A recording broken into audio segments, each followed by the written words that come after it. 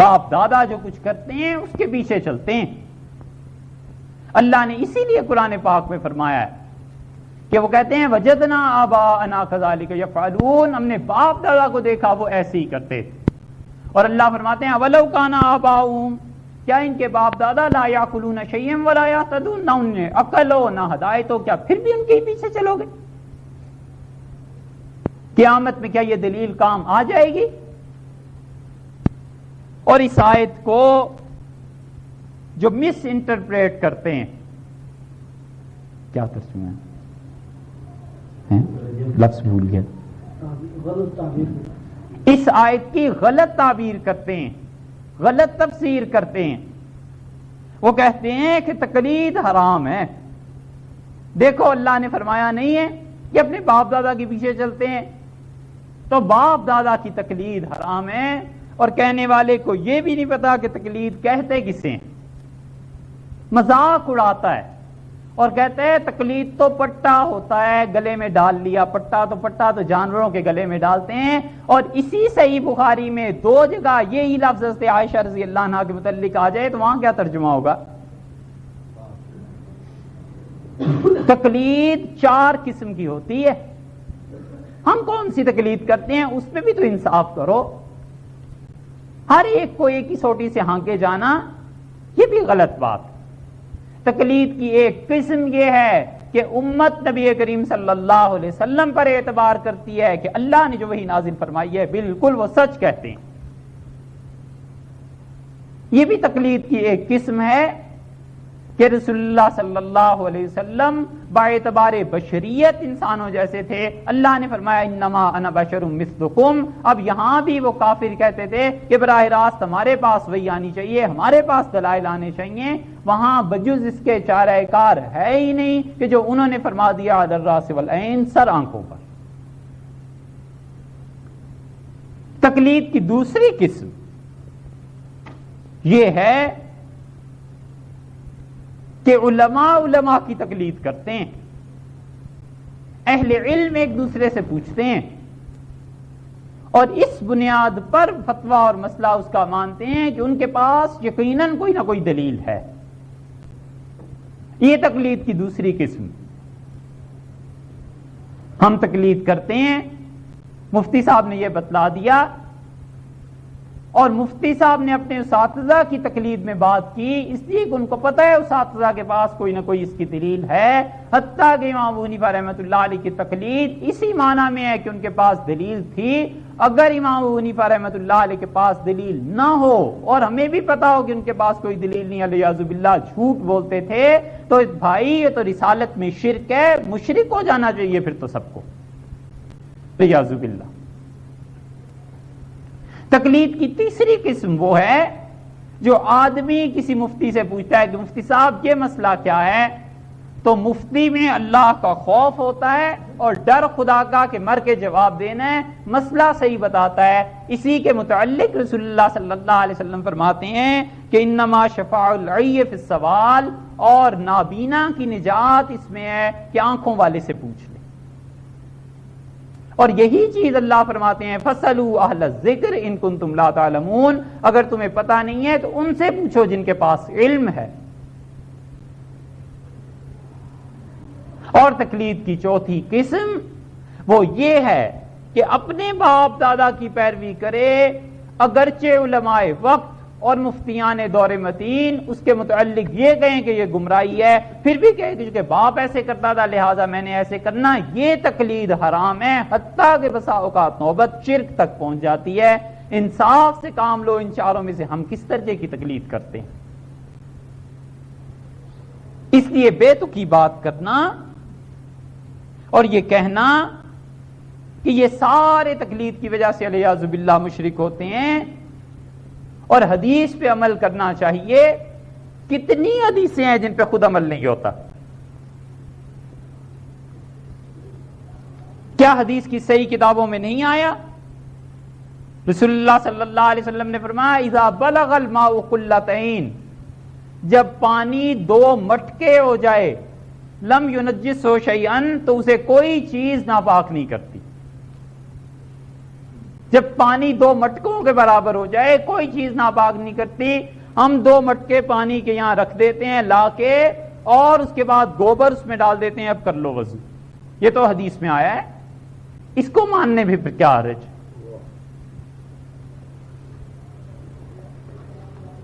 اور اس کے مقابلے میں دہ در دہ پانی ہو، 10 ہاتھ اور 10 ہاتھ، 100 مربع فٹ جو پانی بنتا ہے، اس کے ایک کونے میں اگر نجاست ہے تو دوسرے سے وضو کیا جا سکتا ہے۔ ہم دعوے سے کہتے ہیں کہ یہ چیز ثابت ہے، کیونکہ نجاست کا اثر سرایت نہیں کرتا۔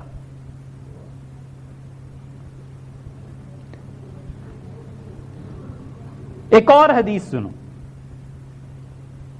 نبی کریم صلی اللہ علیہ وسلم نے دونوں سجدوں کے درمیان رفع یدین کیا، اور عبداللہ ابن عباس رضی اللہ عنہ کی یہ روایت ہے، اور ابو داؤد میں آئی ہے، ابن عباس رضی اللہ عنہ کے شاگرد قریب ان سے بیان کرتے ہیں، اور آگے سند ساری صحیح ہے، کوئی ایک راوی ایسا نہیں ہے جو مجروح ہو۔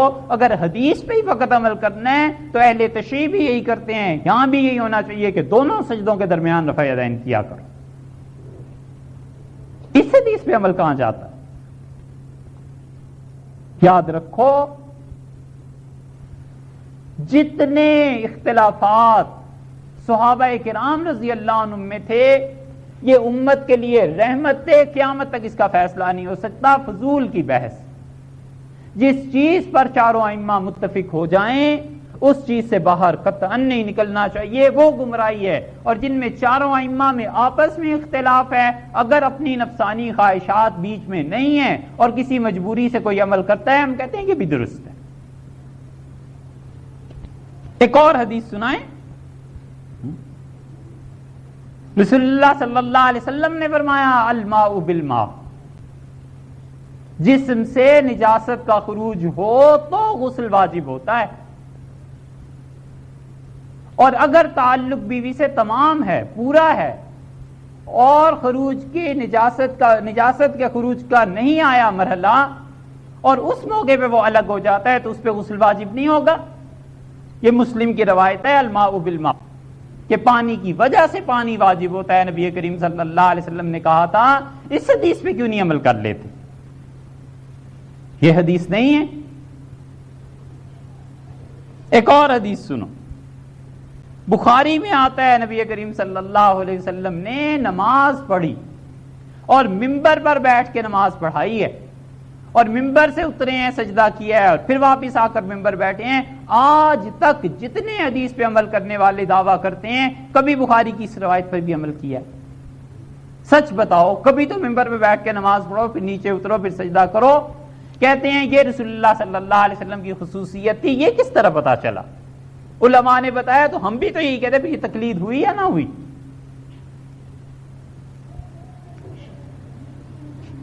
بخاری میں آیا ہے کہ نبی کریم صلی اللہ علیہ وسلم نیند کی وجہ سے سو گئے اور سجدے میں تھے، اور ہم نے رسول اللہ صلی اللہ علیہ وسلم کے پیچھے نماز پڑھ رہے تھے، ان کے سانس کے تیز چلنے کی آواز سنی، اور ہم سب کے سب سجدے میں رہے، حتیٰ کہ رسول اللہ صلی اللہ علیہ وسلم کی نیند پوری ہوئی اور آپ اٹھے ہیں۔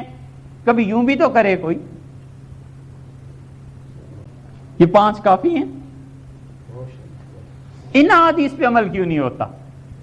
ان میں پھر بھاگتے ہیں علماء کے پیچھے کہ نہیں جی فلاں نے یہ لکھا ہے، ابن حجر نے یہ لکھا اور بلوغ المرام میں یہ لکھا، اور اسقلانی نے یہ لکھا، اور قسطلانی نے یہ لکھا، اور امام بخاری رحمۃ اللہ علیہ اس پہ یہ باب مانتے ہیں۔ وہ سب قابل تقلید ہیں، وہاں تقلید جائز، اور ہم یہ کہیں کہ اس حدیث کا مطلب ابو حنیفہ رحمۃ اللہ نے یہ بیان کیا، یہ ناجائز۔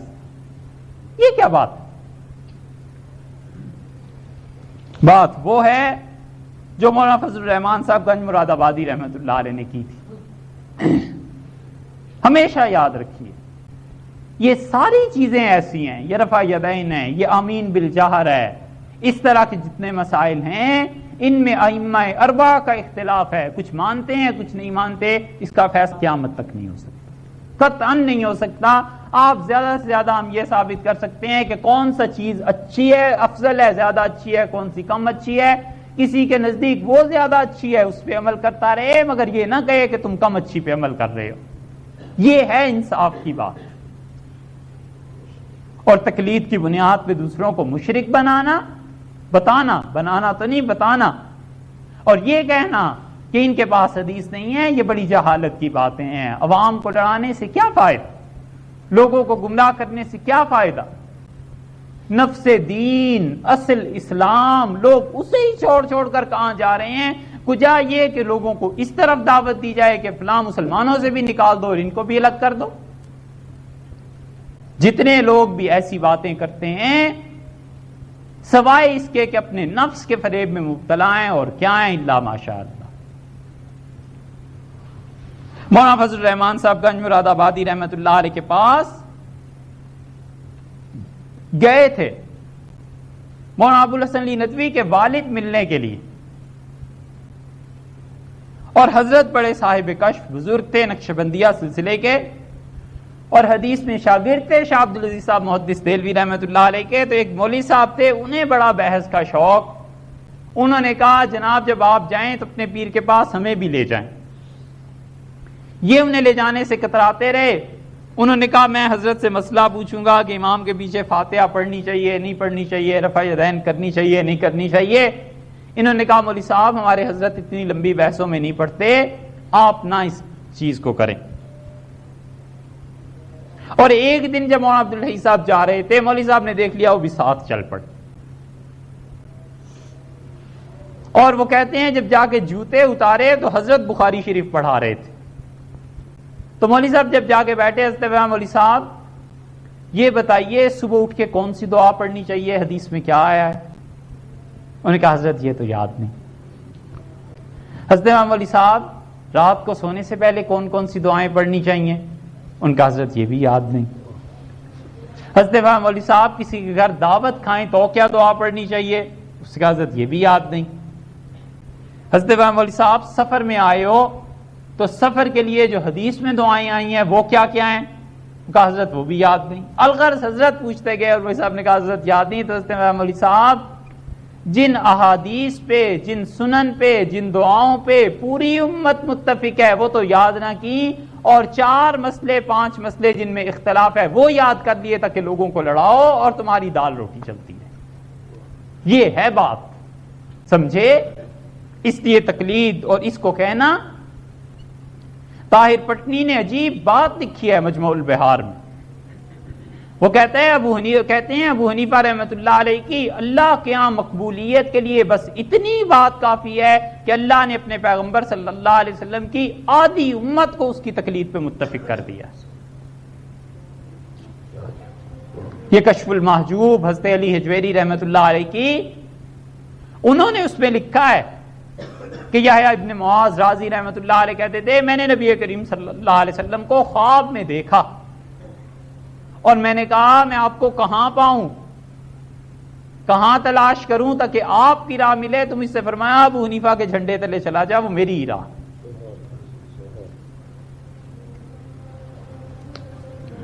اور اس طرح کی باتیں لکھی ہیں۔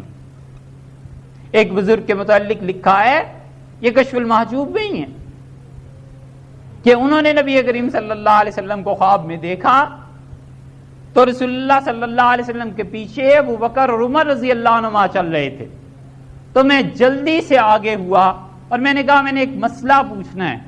تو شیخین رضی اللہ عنہما نے مجھ سے کہا کہ مسئلہ رسول اللہ صلی اللہ علیہ وسلم سے بے شک لے، مگر دیکھ ادب احترام سے پوچھنا۔